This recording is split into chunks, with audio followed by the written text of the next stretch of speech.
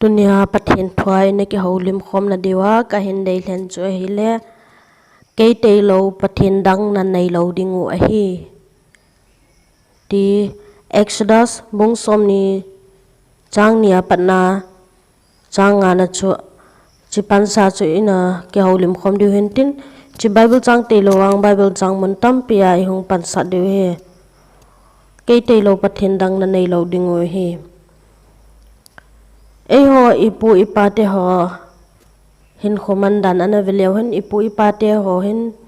aden ho kuki thadau kuki ipu ipate ho hin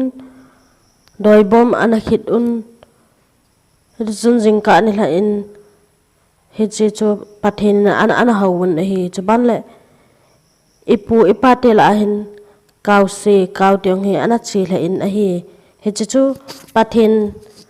đây làm ai pun satan na to na zo an hin hi chuban la ipu ipate hi head handles tin ana ke heaven hi galmi an to na ke dawa ta chu galmi lula an hi wen hi le tunya kai tailou Pathen dang na nei lo ding hi ti hi na sai homotin tu khang hen ai ho Christian hi tawin ewang phawin ipu ipate banglo ta in Pathen hing jing chu inai tawin imu tawin ewang phat naw hi len ta a hitan hi ai le kei tailou Pathen dang na nei lo ding hi ti sai na dewa Bible chang a chon ana lut utin Bible chang chon sim taw hi te Exodus bong som ni chang nia patna chang nga chan Egypt gam sung ki hen na ina ko na nang ma hin pui do pa pakai na Pathen chu kei ma hi kei ma tailou nang man Pathen dang na nei lo ding a hi chung wana hi han lang hinoi le sit chunga hi zong le sit noi lam tuil a hi zong le thilsim kitipau po thilim to kilo milim doi ki thazol nang ma dinga na ki sim lo hil ding a hi hita bang milim doi ko ma chu na kun lo hil ding a hi akin bola zong na pan lo ding a hi izena mitile pakai na Pathen ke ma hi Pathen thang tom ta ka hin ke ma ai hot bol ja mi pate thim mo na chu akhang thum akhang li chan ge ya zong acha teu chunga ka phul jing jing a hi Bible hing isim naw thnei pan bon chawa din phat thei bo pi helang hi chi isim do na wa mu dol hi ke tailou Pathen dang na nei lo diu he ti hi Pathen in Israel chate adya thope som ana pe la chu ama sapin hi Pathen in agyal kho dan hi Israel chate dia ahu do pau chu a hai min lowa ama jing a ho diu pa hi Pathen in ana dei hin hi che number 1 na ana ko in hi Israel chate thu sum hin a veleu hen ahung ki pan hi simtil bua hin na pan leu hen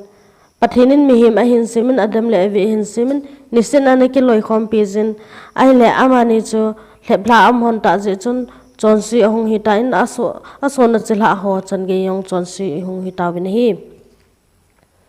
hiti chun phat ahung che jingin noa khangin mi ho chu pum hat na ki no na jing na dim tan hi je chu mi him te chonsi hi asang che tan Pathen Allah sulung na gun senin na pangtawin ina pangtawin hiji chun Pathenin mi him te chona sugamin ama dinga kita ta le nol na beya na pang noa le en sung mi te wang chona sumang pon ana hing hoin hi hiti chun ahung amo khanga konin amo goya konin khang hong kisim kinin Abraham phat ahung hin Abraham hin Pathen di ta cho ahin ki mu do kita hi chun Pathen in Abraham chu phathaya boin nang ma hi namle ta ka sim ding na hi thin Abraham ko ma chon ki tem na sim tan hi chun Pathen in Abraham phathaya bo na chu asumil pon ele Abraham chapa Isaac chapa Jacob le acha te ho Egypt gama pu sui dinga na ke tol suwa he ta lungse le khoto ana jingnaw chu chu phat ahung chi dung juin leng farao atha ahung to lonin amho chu het pha hi tapowin su gen theina chu hi chi Abraham son le chila ate chun ahin to pan tawen hi amo hi su a hendena ahung hi tawin slave a hi Egypt miten ahin man chawa ta chu anop nom o na ato sawa anop mole awa ta chu su gen thei na tin changa hena su gen thei he ji chun pathin thangdom pathin chun he chi Abraham koma ke tem na chu sumil pon Israel chate Abraham so le chha te kale gen thei na ha san ho so aza pen he pen he ji chun pathinin Mosila Aaron te homang cha in Egypt gama konin aban that in Israel chate cho ahin puido ta na hi hita ahong ki tol jing lain sinai gam thip ahong phawen sinai mon na hin hi che thupe he Pathenin Israel chate de na pe hi sinai mola mosi pathin to ake moto in pathin ko ma hi che thupe som la dinga achina hin ahong so beta jin Israel chate hin Aaron ko ma chun mosi elam kai paula a ta po in hiji chun nang man ke ho ding in pathin lim sim tho ne bongno lim nei sim pi win lang ke hon hi chu ho ta wing ya tivin hiji chun Aaron thupe dung zuin am hon jong aji te ho sanabil ba ho le chubale akizep na thil ho chu a hin choi khom win hi chu Aaron in meya a hazolin milim bongno lim asim do tan hi azo Bible sim nawa ke tailou pathin dang na nei loudiu thil lim to kilo lele milim doi ki hazol nang ma dinga na ki sem lo hilding hi atipa cho ahin palke pantawin hi pathin chu Egypt gama kona so a ke nawa kona ahin puido pau hin ahin la amon hi chi bongno lim chu ahawun avela chun awa lewin hi chun nang ma hi Egypt gama kona ahin puido pau chu na hi ve ehin puido pa chu na hi etin hi chi bongno lim chu awa choi tawin hi chun pathen lungsat na ahong ta in pathenin mosi chu gang tan ahong le sultan hi le cha chun Israel chate chon thang hoina pathen dang chu ana hau tawin hi chun pathen in na chung wa chun phobala na in ti ham asu di na dingin hichina chun Israel chate chu amho alale ade amho la ahang san ho chu akau do in hichi Israel chate hola chun chemjam panin chun Israel chate chu ato to asat obin mihim tampi asali tawin hi hicha kona chun pathin chu ahong lungdam ba mene pathenin ke tailou pathin dang na nei lo diu he ati in Egypt gama konin aso chanawa konin hin puido in an la amhon hichi apathenu apuido pau chu sumilin bongno achat thailo amho tan a khot ta a akisimu haina hu jong nei lo apau thei jong hilo khat chu amon a khona kisimu bongno lim ko ma chun nang hi Egypt gama kona hin puido pa na hi tin asai tawen hi le Bible chang mondanga anasim ki taw hite Isaya bung somli lili chang ko pana chang somni chan pathin lim sim thu lowa hawa ngolna pathin lim sim thu mi te hi imacha hi pewe chule akipa naw thil ho jong khu phat chomna pon hi amho sa khia panghon akizum so diu hu amu pha pi povin hejong a het pha pi pove koiham pathin lim gun thua imacha phat chomna hi lo hel milim ki tha zola cho ven agol apai zo se ki zum so chi ding hi ve chule khut thim ho jong mi him hi bo we amho chu hung ki khom hen lang hung ding do che u hen ti za so ke yuwa chule ki zum so khom che ding hi ve thi hyang pan alim agon tu a mei hol la ago ap a chuting le se cha a avo tu a aban gol that a avo a ahung gil kel teng atha achol jin tui adon lowa a hi la thada azia hi thing thim bol pan gol akaya pencil la me amel china azia thing tol namna agong athol tu a chuting le thilgol tena khat a amel cha mi him limbang banga agon do a mi him mel hoi banga a hoi sa insunga chen sa dinga agod hi aman kedar thing ho chu aphul hun akeng keng thing ham gangpi thing ham a hlengin hichu gamchang thing ho la a khan le sa jin kedar thing jong aphu jin a hi le go tuin a chap no je chu ting le hichu mi him dingin mei thingin apang ki jin ahung pang jin min ake khat ake la azin ake tin ake oizin meya ati kong ting le chang ha akan na ji e hi chu chu pathin limin jong asem jin che be abo jin hi che mama chu milim example en asemin amasanga chon abu khub ji e ake khat chu meya ati jin ake lang khat chu sani nan amangin sa ake gonan oiwa nan anei chuzo ting le chuzong le ata asa ta chun ake oilumin chuting le aha kati alumtan mei kong jong kamu mong tai tin asai ji e chule amo chingsi chu milimin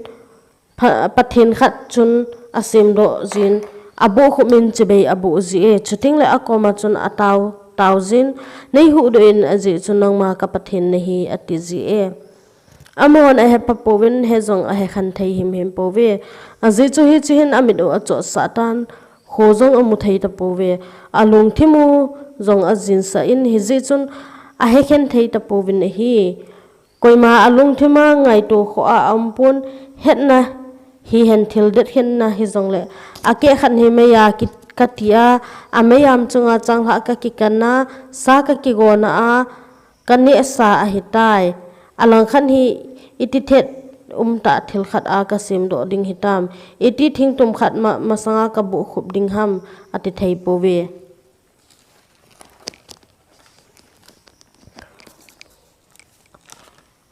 ama chu vutwa ma ke wa hin lungthim ki hei chawaya apui mang lungthim ki hei chawayin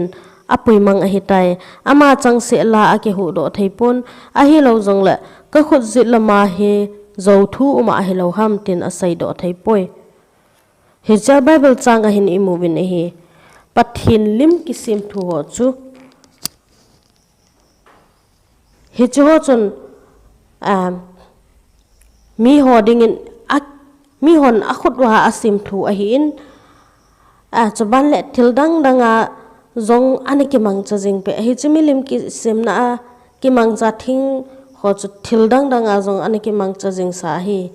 chi thing tum ho chu milima hong ki sema ama sanga bo khop jiwa nei hu do in tia tawa peng jiwa hi en la hi chimi lim doi ho chun mi ho a hau ho dinga chun hu do na ki ti chu asim theipon ima chai pon hi chi ngol hoi thu ta hi ngol hoi ta a chon na pathin na dinga thet ta chon na kha chu a hi chi chu he chi bible chang isaya bung som li chang kwa pa chang som ni na isim na wa chun imudo thayun na hi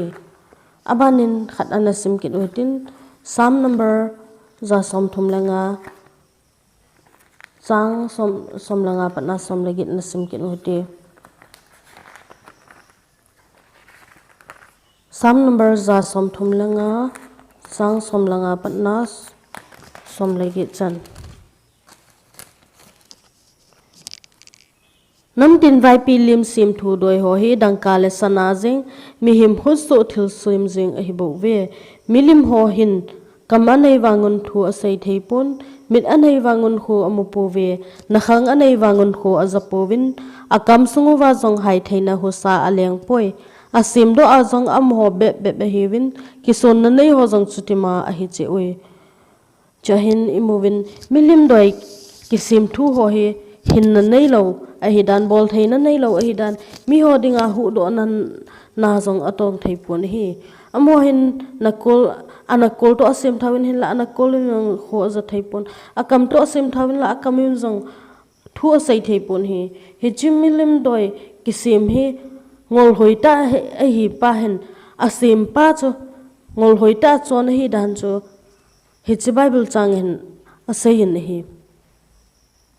asim do ayong chu am ho be hi win kison na anei ho jong chu chitima a hi che ui asim do pa le chu ban le ama sanga bo khuma nei phat thei nei bun elele nei hu den ti ho chu asim do ho le a ho ho jong chu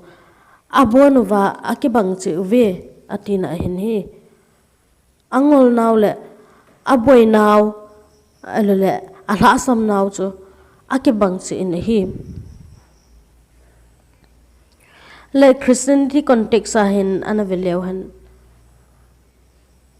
ai ho hi mi wang phata hi ta win hi ai ho hi I Pathen hi sim thu a hi pon hingjing Pathen a hin pentel nei lo Pathen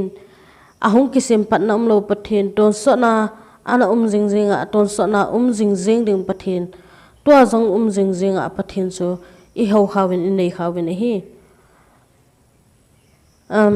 chi Christian text ai hung lut masangwin Old Testament na hichi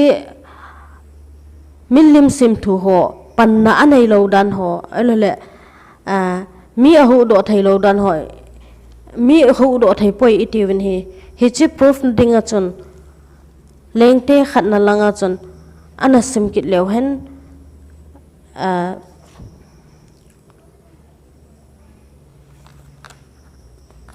Carmel mor sanga Elizale thim gaw ho kiten cho cha cho hichi milim doi sim thu ho hin tha anei lo dan le mi him ho alale ahawa pang ho amasa bo khum ho hu do thai lo dan ina modiu he lengte khatna bung som lege chang som nia patna chun chang som li chan ana sim hlaw hite hiji chun aham hin mi asolin Israel chate abon chan aga kausa in Carmel mor sanga chun thim gaw zo si jong chu khom so hil tai chuphat in Eliza jong mi pi hinga chun ahung ki hin nain asai tai phat iti chan mong nang ho rong lungni na gel jing na lai deu ham pakai ki pa hi Pathen ahiya ahile ama chu housing win lang ahilowa ba al na tiu jong le housing taw ati ahi wangin mi pin Eliza chu thu cheng khat be chan jong adon bu pove chuphan in Eliza chun mi pi za asain pakai thim gaw la a keima chang se hi ei ki hing hoi hi tai ba al doi thim gaw ho wang zali le som nga zen athingu ve amho la ke din bongchal ni hin kailut uvin lang ama hon bongchal khat ki hen masa u hen ki hen masa u vin tin that u hen lang asem tel zoting ule thinglom chunga khon koyu hen mei wang ati thailo liu hi ken jong bongchal khat zo chu that ing katin thinglom chunga kho ka zamding anoya mei ka ti thailo hilding hi chuting le nang ho baal thim ga ho na hu vu doi hinga chun tawun lang ke jong pakai minin tawingi hi cha mei ko nga hin don but pen chu Pathen di hi ati hi chun mi pin abon chan ki to chanin adon but ovin asai hi aphale jing bowe ati tawe hi ji chun Eliza jong chun baal thim ga ho za chuna sin nangon bongchal khat chu kilhen masa ovin bongchal khat chu kilhen masa ovin lang hin ki gon masa ovin lang izem te nang izenamiti le nang ho atam zon hiwe zong le na ho baal min chun hung tawun hintin mei wang na ti thailo hilding o hi ati hiti chun baal thim ga hon bongchal am hom man cha dinga hong ki to do chu akema dovin athat ovin agon to so phadovin jingka pat sun kim gein baal min chun ataw taw jing ovin hitin asayuwe wo baal nei ho te jun ativin hi ahi wangin la ogin jong akiza phapon koima chan jong ahin don but pove am ho chun amai cham sim saw kim vela chun akisu chop akito chop zingovin sun kim ahi pei phat in Eliza chun am ho chu ato chavein hitina saye ha kovin ama jong chu Pathen khat heya along gyal pen ham awa do ham ahi lo le khola che do ham ahi lo wa ahi jong le a imwa hintin su kha te ding ahi ti hi je chun am ho aha pen che zingovin a chon na ngai bang ngovin chemjamin akya chen jingwin ting chan akisun chen jing tawe athiu ahung londo ka sin hiti chun abol jingwin hi hiti chun nisa ki ya patni ki thoi phat ge yin jong apeng jingwin imacha ogin la ke japon koi man jong adon but povin ngai sa jong anai pi di ta pove chuta chun Eliza chun mi pi bon chaw wa za asin nei hin nai lut uvin atia hele mi pi bon chawin ahinga ahung ki hin lu so tawe hi chun Eliza hin pakai mai cham akiwo chim sa cho sim phani chujong la Eliza hin masangla ya pakai hin aza ana thu ana saya hitia atipa namin Israel kitiding hitia asai pipa Jacob chapa phung za dong zuin song tum somlani a hlo do in hi chi song tum chengsi chun pakai min din mai jam khat asim do tai chule mai jam kim vela chun tui kong ni te zen tui lam khat asim hi Eliza chun thinglom jong chu a gol golin a zamin chin bong chal sa chu asem tel telin thinglom chunga chun azam tai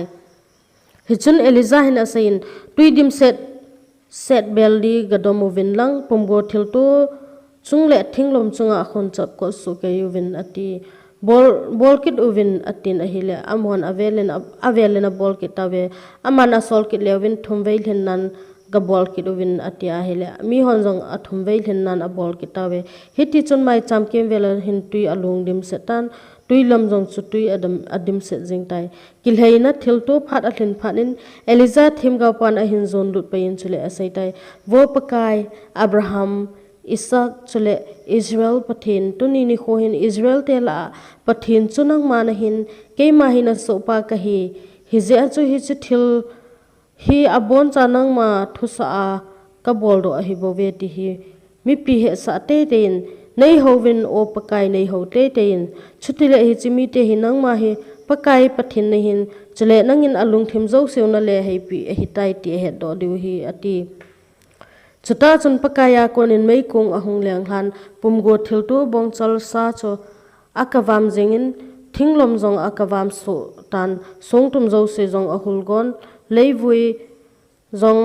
aliu go jengin tuilama tui veijing jong chu ahul go hil jinge mipin hi chithil so he modo pharwin amai tola asulu chewin seitawe pakai kitipa hi pathin mongmong ahinai pakai kitipa hi pathin mongmong ahinai atitawe chuphanin Eliza chun mi ho za asin baal thim ga ho chu man loijun khat jing cha jong jam do sa hi helovin atin hile mi hon jong abon chawin aman so ke tawe Eliza chun baal thim ga ho chu kison wadunga apui su pain hi kom chun aga that gam tai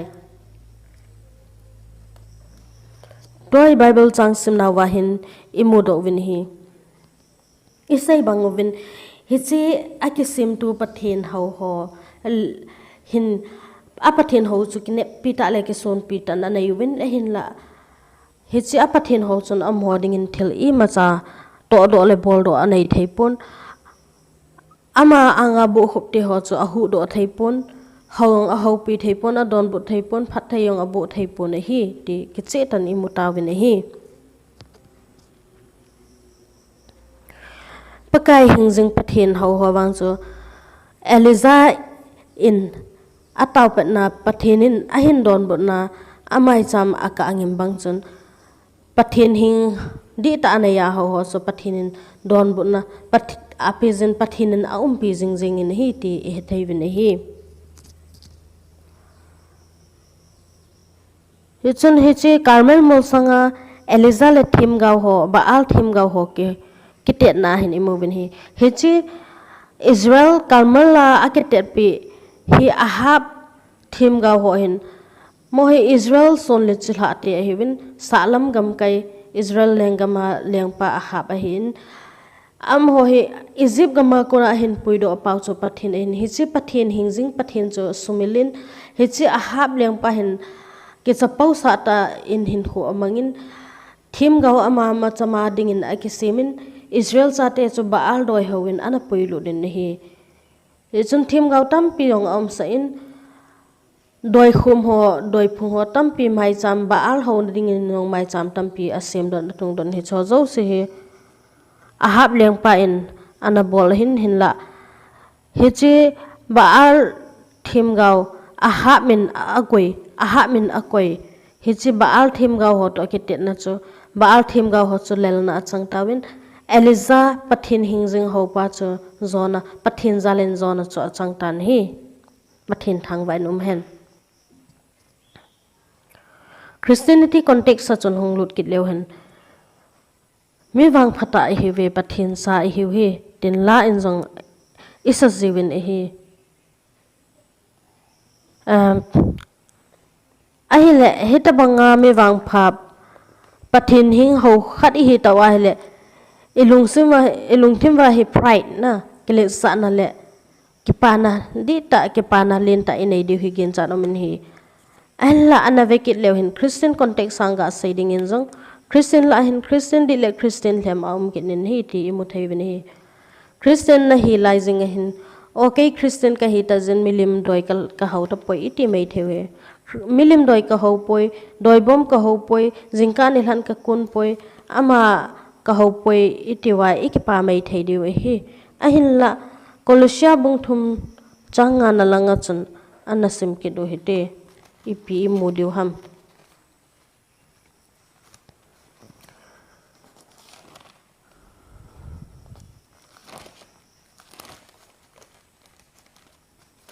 Colosia bung thum changa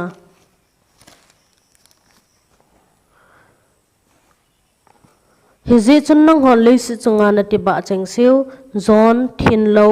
hu git lo lung tup pap sit hi chu milim ho a hin hi cheng chu thi sa gamon hi cheng ji chun thu anung lo cha te chunga pathin lung sat a chu jin a hi ma sanga nang ho chu chenga na hin lai wa chu nang ho jong chu ti ho a chu ana chon je ana hi wa hi a hin tun lung sat lung han mit thip ho set tei tom kam sunga ko na thuza mo sai hi chengyang chu pai mangon khat le khat thu zawin ki ho hi un aji chunang hon hi cheng chu ana to puma mi lui chu pon sile la bangana le la saw hi tai na simpau lim bang a het sam kim na nei theina dingwa ki sim tha ding kon mi tha chon na ki von wa hi tai chahin i mu theiwin e hon Christian ka hi tai pathin hing jing ka howe iti laiun ita bang hi i hin kho mandan hom itile jasain leise chunga iti ba cheng seu zon thin lo hu git lo lung tu pap set hi cheng hi milim hau a hi cheng hi chu ho chu hi chu milim hau a hi idolatry na milim hau a hi tina sain hi hinge koi chuba phacham ki ma koi chuba chon di cham kim dem a umpon hi hinna pathin inei tinga hile in chon vei khat I chon sit kha ta hyong le pathin di ta nei ho chun hi chi a chon sit na ko na chun a hu ki thau do ki tun pathin a tha ben in hung bel ki thevin pathin hinga ngai dam na ki thum theun hi ai la Christian ka hi ti mai me ya hing ho chun nisin pathin ko ma ngai dam a thumun a ki ting le a bol ngai ngai a bol jivin nop sa na hin kho za chum chum a bol jun hi ti chun phat aban le pathin ko ma ngai dam thum jun chun a bol ngai he bol ki jivin hi chu hi loading a hin hi Bible in hita bang ho chu ponsi ile ha ta banga le ha ding hi atin hi na ki vonna I pon ho chu a ho ya le bo I ki vonin hi a se tinga hele I ki von ta pon I pewin thil se not na ham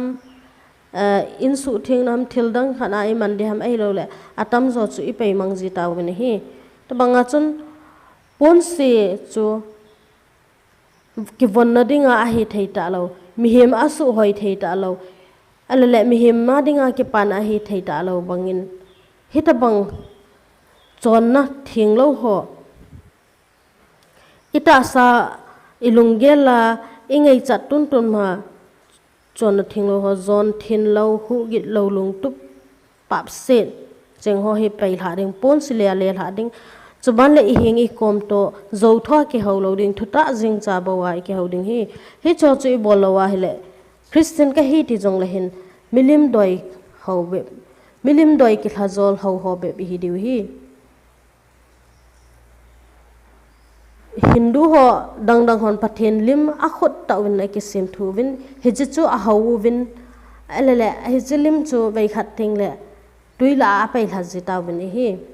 apatheno chu hau ho wa alam piwa zu khamwa nom ta hin ho manwa thim ta lam wa ta chu ho hello hela lam wa thim pi ma ma jing chu hi chi apatheno a hau a thim pi a apatheno chu apai mang jiwin e hi ei hon wang hi ta ma pai mang thei pathen chu nei powin pathen zo chun ei ho ei pai mang theu hin la ye I chi thei lo wa le ya chu pathen in ei pai mang lo na dia chu hi chi pathinin kei tailou pathin dang na nei lo du heti pa hi izu yu ngai in hi kei tailou pathin dang na nei lo du heti atina hin ama tailowa pathin dang inei kha tawa hle pathin ei pai theu a hi ti hi he dowa ching thei ta hin Christian hoi mandiu hi chik milim doi hau hi lo na diwa chu zon thin lo hu pap sen ho thu zo sei ho ti ho ni tin hin khwai chon sin ho hi pe thaw anga in hi chu to I chen khom lai sa hin pathin hi chung wa lung thai thai lo ding hi ti hi heo hi tin pathin in ei ngei dam thai lai pha do wa hin kisi in pathin hing belutin I chon sin nau ilam tha luyu ilam di lo ho zo seu dal ha in pathin ang atha in bel ki u te ti hi ka hin tim no min hi tu lai khang tha hol a hin hitabang hi thin lo na za chom chom tam pi min Christian hol a hin zowa pap set na a ne la cha ki hola le thin lo na hiti chun ta sa le kama thin lo na za chom chom hoi inei wen ichi pi jing lungmong tan hin kho imang ben hi chi lungmon na pa he tha ben in ki gel do ki te pathina ko na lungmon na hinam hi cho hinai sai pon hi pathinin zawin lungmon na ei pi povin pathinin zawin ei ki pa sa povin hi ji chun gel lew hin Christian hin kho hi ha ta da nai gel de hi ha pon hi pathin di tai nei teng wa le gen theina hong chu pathin zalin a ki thu zawin a hi chun pathinin kei tailo pathin dang na nei lo du he ti pa hi tunin atha benin ana gel kit u hitin lung hain pathin hinglam bel kit na zon kit dingin iga akitim no men hi hita bang ni tin hin khwa iki bolwa iki ve jinglai wa pathin hing ka howe iti jingwang wa hin hita bang chon si no hi ki bol jingwa hile wai sei bang wa Hindu hon apathinu aslim piwa alam pi ta bang ho ai ho jong hi chuta am ho ta bang bep bep chu hi du hi milim ki tha zol hau cha chu hi powin hin la idolatry milim doi hau ta bang hau ho to tha khat chet reng khat hi win pathin I chung wa long thai lo di pathin ngai dam na chu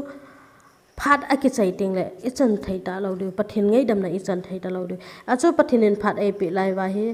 pathin a tha be na I bel de win ki tim nom ben hi ji chun jol na ma chun phat anai tai van gam anai ta hi chun na lung hayun ati bangin Christian ti hon Christiana haubunga imin aki khuma lele pathin nisa hawini kaya lele soma ipia lele tawna imana Bible isim jing sa he aki chai hi po in ilungu hi ihaywa ilampi di lo ichi hil na ho zo si hi nung suna dal ha pakai Jesu cross ama hladam na cross aman ai hladam naw hi kisana tha ben na ilam lui ho dal ha Jesu Christa cross kisana lampi tha zo na pathin lung dei lama chona ama jingbo se hi hawa ngai lo kho sa thildang leisit thil ho nu sa na le hau sat na ho sum le pai le nom ham na ho nom chet na ho zo si ho dal ha pathin hi di ta holding in John la pathin chu thuta le thagawa haudi heti bangin thuta le thagawa he pathin hau thaiding in chumale pathin dang nei lo pathin chu thuta le pathin se hawa thuta le thagaw ma holding in hau che ding in tuni in Bible chang ho isim do ho zo si mangcha in pathin thwai ki til khowin sei khel na ho ki ngai damotin I sei kha ho zo si chu thnai pan bon chawa din ama jing se nei ding in phathei bu pitaw hen